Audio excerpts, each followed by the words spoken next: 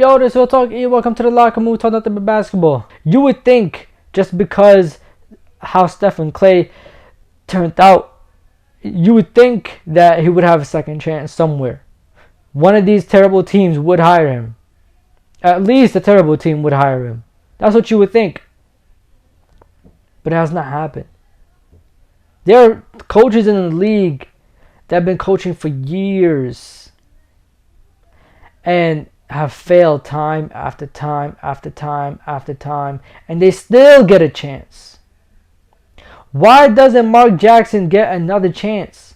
And maybe he doesn't want to coach anymore. I don't know. I'm not sure.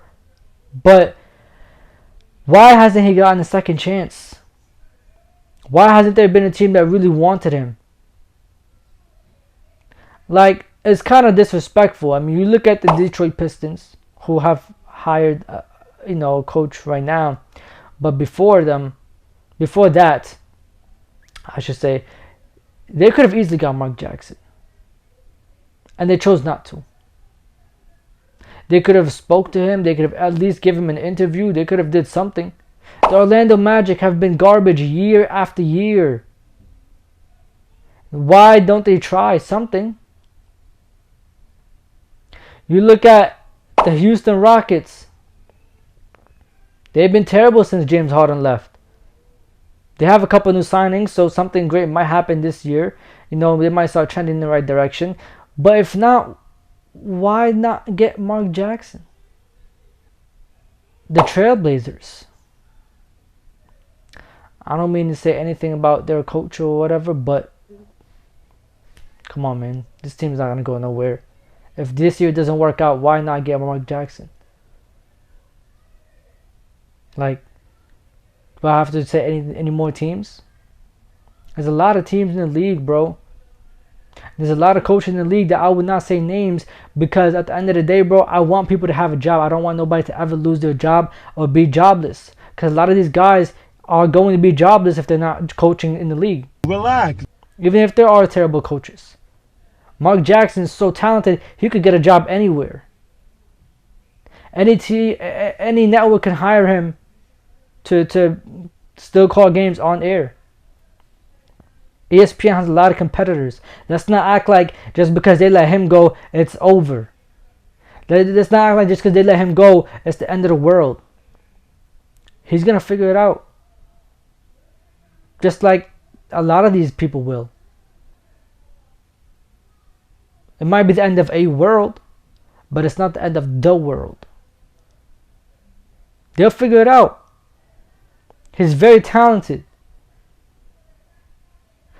And I hope that he still calls games on air.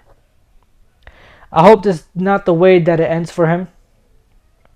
I will say, watching ESPN games next year is going to be very, very hard to do. I don't know who they're going to put up, to call the games.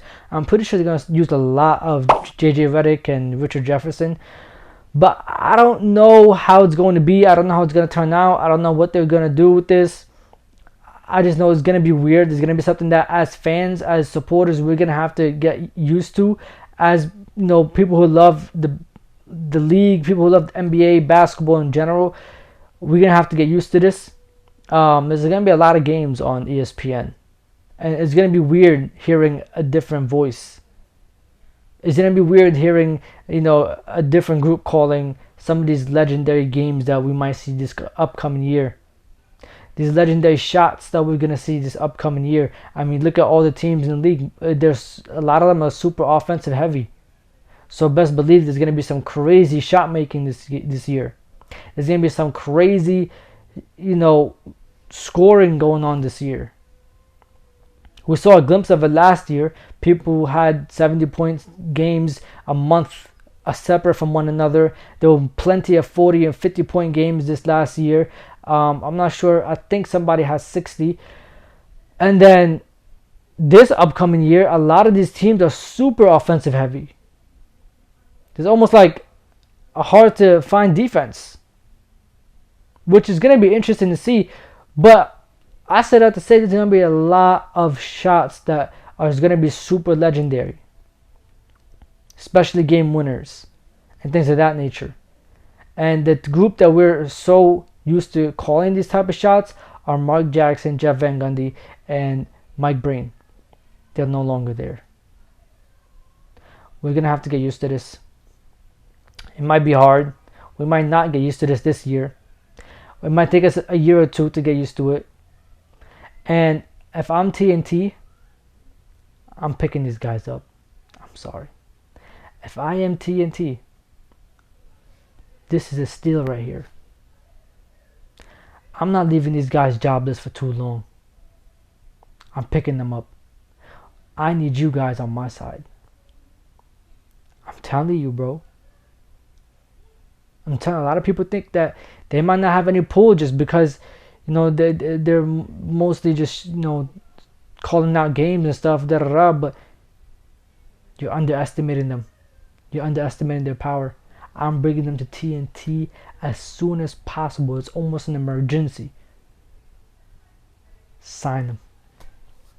Give them what they need. Sign them.